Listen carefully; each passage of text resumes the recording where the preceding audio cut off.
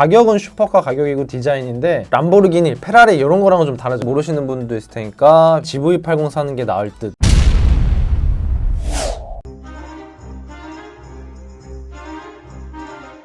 자, 안녕하세요 여러분, 차알못의 장PD입니다. 요즘 UGV를 댓글에 있는 것들 우선순위로 뽑아서 하는데 흐름이 좀 제가 슈퍼카 쪽으로 가고 있어요. 아시죠? 제가 관심이 없는 차 할 때랑 관심이 있는 차 할 때랑 텐션이 달라요. 그래서 이거는 사실 제가 개인적으로 좋아하는 차예요. BMW의 i8. 이 차는 제가 몇 년 전부터 그냥 좋아했어요. 차를 잘 모를 때도 그냥 와 진짜 멋있다 이렇게 생각을 했던 차인데 뭔지 일단 봅시다. 직차! BMW i8이 이제 2015년, 16년, 17년, 19년 이렇게 있는데 로드스터는 뚜껑 열리는 완전 투도어 그거고 이걸 빼고 나머지 이 중에서 하나를 볼 건데 이렇게 생긴 차예요. BMW 차 중에선 전 얘가 제일 멋있는 것 같아요. 물론 제가 BM을 좋아하긴 하지만 BM만 좋아하는 건 아니에요. 저는 벤츠, 아우디 다 좋아하거든요. 푸조도 좋아하고 좋아하는 수입차는 많은데 우리가 아는 일반적인 슈퍼카랑은 좀 다르죠. 디자인이 굉장히 미래지향적이고 뭔가 우주선 같고 좀 기괴하기도 하고 조금 이제 독특한 디자인을 갖고 있죠. 옆에는 이렇게 생겼고 사실 전 뒤에도 좋아요. 뒤에가 좀 화려해요. 이것저것 막 라인도 있고 색깔도 알록달록하고 그러죠. 실제로 제가 한번 봤을 때는 흰색이 가장 예쁘긴 했어요. 진짜 멋있다.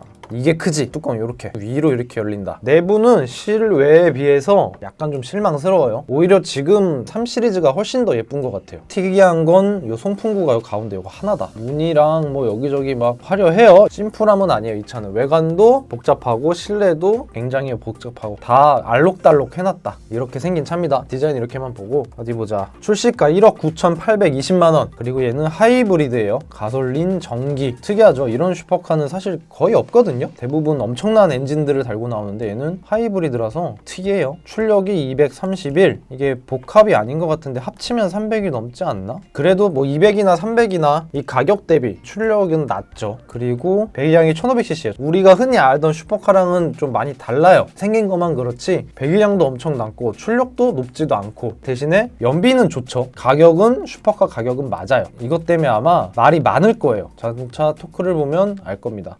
직차!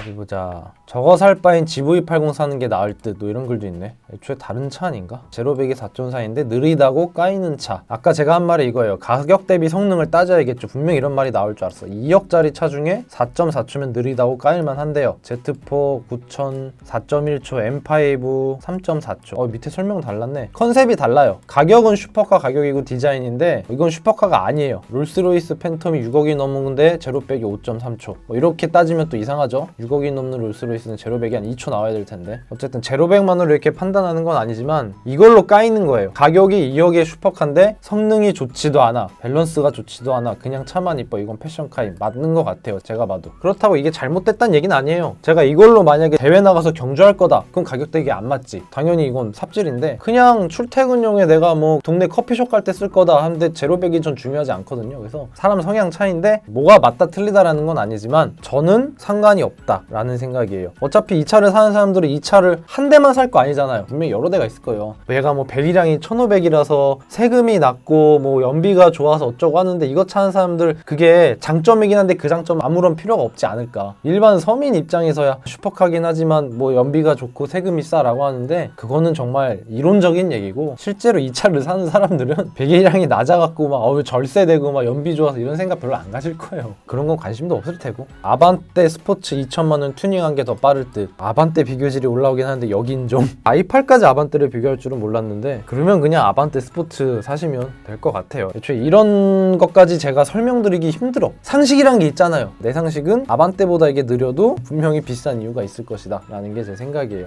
아무튼 이런 식으로 호불호도 갈리고 좀 특이한 그런 차예요. 그래서 이 차를 제가 유지비를 계산을 해볼 건데 뭐 어차피 살 수도 없는 차라 허무맹랑한 유지비 계산인데 제가 알아봤는데 루머가 아니라 실제로 한 4,500에서 5,000까지는 할인을 했다고 해요. 그래서 뭐 한 1억 5천, 1억 4천에 샀다고 하는데 어쨌든 이 차를 신차가로 계산하는 건 전 사실상 말이 안 된다고 봐요. 왜냐면은 현실성을 따졌을 때 내 통장에 지금 1조가 있어갖고 이 차를 살 거다라고 내가 감정이입을 하면 어차피 돈이 많아서 신차를 사겠지만 뼛속까지 남은 그 아끼는 그런 습관이 남아있다 치면은 저라면은 신차는 안 살 것 같아요. 왜냐? 이런 스포츠카들은 아시겠지만 감가가 엄청나게 심해요. 그래서 중고를 검색을 해봤는데 굉장히 싸요. 이거 싸다고 표현할 수는 없는데 1억이 넘으니까 할인도 받았다 치면은 1억 초반, 뭐 1억 밑으로도 가요. 그렇기 때문에 뭐 연식이 좀 되긴 했어요. 이게 15년도부터 나온 거거든요. 5년 전부터 나온 차라 사실 5년 전에 이 정도였으면 엄청난 거예요. 지금이야 막 K5가 더 이뻐 보이고 아반떼가 더 이뻐 보일 수도 있어요. 하지만 이 당시엔 그랬는데 저라면은 중고로 살 것 같아요. 감정이입을 열심히 해보자.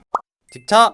참고로 이 차는 주행거리가 의외로 길어요. 대부분 슈퍼카들은 5년, 3년 지났어도 10만 킬로 넘은 차가 거의 없어요. 근데 이 차는 하이브리드다 보니까 주행거리가 꽤 길어요. 이거를 정말 데일리로 끌고 다녔나 봐요. 그래서 5만, 15만, 7만 뭐 이래요. 그래서 가격을 잘 봐야 되는데 일단은 이제 키로수나 연식 두 가지를 따져야 되는데 어차피 키로수는 높지 않으니까 이거는 그냥 넘겨도 되고 연식이 오래된 것만 안 사면 되겠죠? 그러면은 15년씩은 5년 이제 6년 돼가니까 16년식 정도로 보게 되면은 한 4년에 4만 5만 킬로 정도 뛰었으면 가장 밸런스가 좋게 된 거라고 저는 생각을 해서 14년식 4만 5천 요게 땡기긴 하는데 14년식이란 게 걸려요. 연식이 오래될수록 뭐가 노후화 되잖아요. 간단한 고무 파킹이나 기타 부품들이 어쨌든 시간이 지나면 노후가 되는 거니까 이거는 키로수를 뛰던 안 뛰던 그래서 연식도 어느 정도 보긴 해야 돼요. 물론 엔진 미션보다는 가격이 덜 나가겠죠. 요거 괜찮네. 16년 12월식이니까 그러면은 17년식이라고 봐도 되죠. 3년 좀 더 된 거 6만 킬로 13년식인데 주행거리 1만 킬로 이런 건 사실 사면 안 돼요. 거의 그냥 녹슬었다고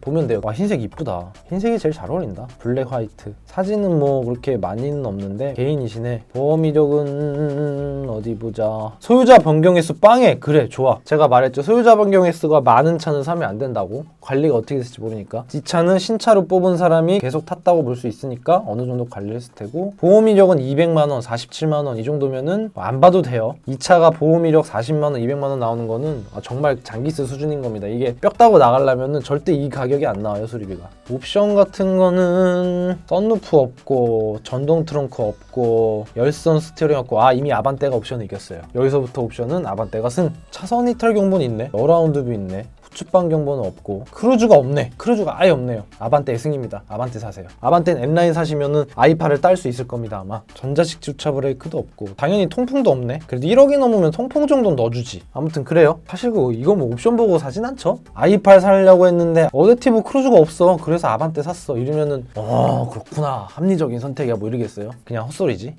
직차!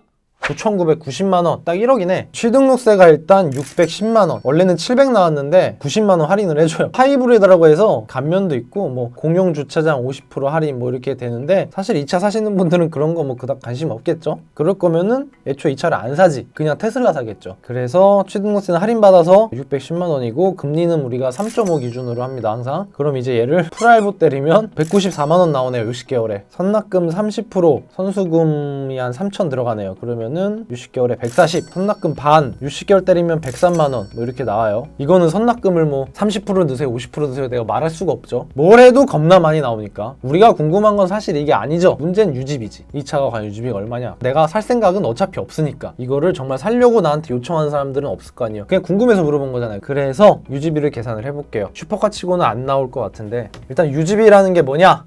직차! 홍보부터 해야겠죠. PPL 저의 생명줄입니다. 제 월급이 나오는 기준이라. 수입차 신차 살 때는 카비가 있죠. 매장에서 도시는 것보다 카비에서 할인가를 알아보시는 게 훨씬 더 할인이 높으니까 한번 알아보시면 좋을 것 같고 중고차 직거래할 때는 직차라는 어플이 있으니까 매물이나 이런 거 한번 보시면 됩니다. 회원가입 안 해도 볼 수 있으니까 확인해 보시면 되고 자 PPL을 했으니까 빨리 바로 넘어가도록 할게요. 직차! i8 이거 나 안 탈래 너 가져. 그러면은 내가 이제 낼 돈은 보험료, 기름값, 자동차 세금이 있죠. 이거를 계산을 해볼 건데 일단 보험료부터 해봅시다. 이거는 당연히 뭐 제 나이로 할 겁니다. 만 22세 뭐 이런 거 계산 안 해요. 말도 안 되는 소리니까. 그 나이에 진짜로 i8을 사는 거면은 99%는 부모님이 사주는 거겠죠. 20대 초반이면. 아닐 수도 있겠지만. 페라리, 람보르기니, 맥라렌 이런 거는 말도 안 되게 당연히 비쌀 텐데 얘는 슈퍼카긴 한데 또 BM이거든요. BM 벤츠, 뭐 포르쉐는 그렇게까지 보험료가 안 비싸서 궁금하긴 하다. 어떻게 나올지. BMW i 시리즈 i8 1억 9,820만원. 이거 중고지? 연식을 바꿔야겠다.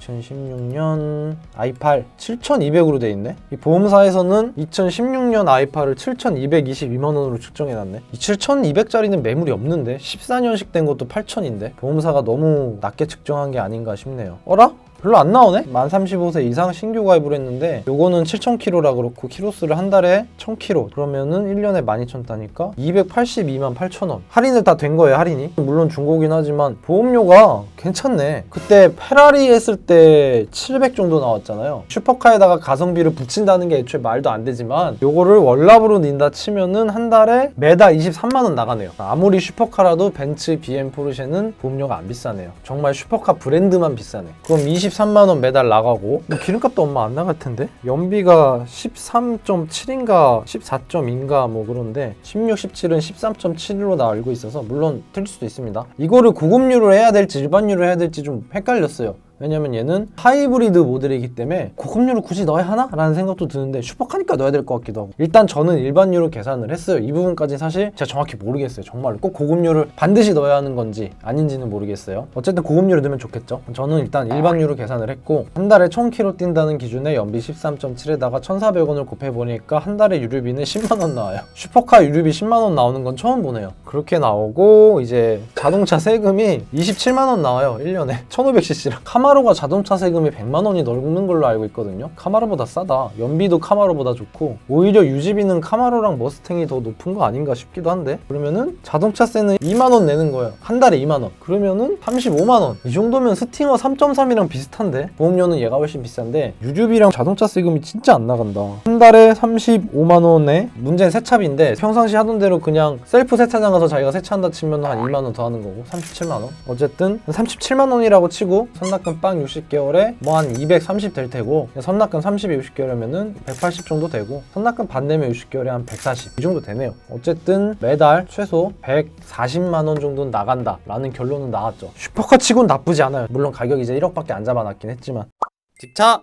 제 꿈의 차라 언젠간 제가 사고 싶긴 해요. 이거를 살 수 있는 능력이 될 거면은 아마 그때는 드론 택시 타고 다닐 수도 있어. 우주선을 타고 다닐 수도 있고. 그래서 뭐 큰 생각은 안 하지만 저는 개인적으로 돈이 있다면 이 i8이 사고 싶어요. 뭐 페라리 아니냐 람보르기니 아니냐 뭐 그런 것도 좋은데 저 같은 관종은 이 i8이 좀 더 세련돼 보이지 않나. 내가 i8에서 내리면 겁나 잘 어울리지 않을까 라는 그런 꿈을 꿔봅니다. 궁금하셨던 분들도 있었을 텐데 유지비는 생각보다 안 나온다는 거. 참고로 이거 중고 유지비 소모품 얘기 안 하냐 타이어 어쩌고 엔진오일 오일 필터 연료 필터 얼마인지 얘기 안 하냐 중고인데 존나 비싸. 그냥 그렇게 알고만 계시면 돼요. BMW지만 존나 비쌀 겁니다. 오늘 영상은 여기까지 시청해주셔서 대단히 감사합니다.